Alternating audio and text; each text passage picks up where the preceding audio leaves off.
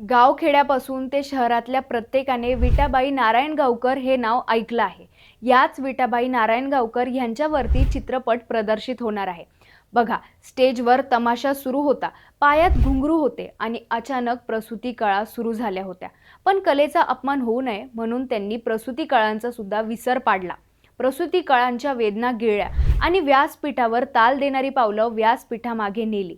स्वतःच्या बाळाची नाळ धारदार दगडाने कापली आणि काही मिनिटातच पुन्हा पायात घुंगरू बांधून त्या स्टेजवर आल्या।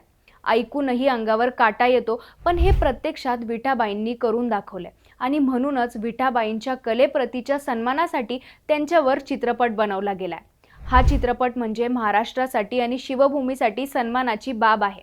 या चित्रपटात विठाबाईच्या भूमिकेत असणार आहे बॉलिवूडची अभिनेत्री श्रद्धा कपूर, तर सोबत रणदीप हुड्डा, मोहम्मद जिशान अय्यूब, नाना पाटेकर हे देखील असणार आहेत।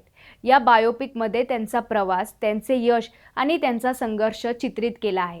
ज्या व्यक्तिमत्वाच्या आवाजाने त्या काळात मंत्र्यांच्या गाड्या थांबत होत्या, अशा कलेच्या उपासक स्वर्गीय विठाबाई नारायणगावकर यांना खऱ्या अर्थाने ही आदरपूर्वक श्रद्धांजली आहे। हा चित्रपट 28 ऑगस्ट पासून प्रदर्शित होत आहे। तर चित्रपटाचा ट्रेलर तुम्ही पाहिलात का? पाहून तुम्हाला कसा वाटला ते कमेंट करून नक्की सांगा आणि अशाच माहितीपूर्ण व्हिडिओसाठी ऑनलाईन नेताला पटकन फॉलो करा।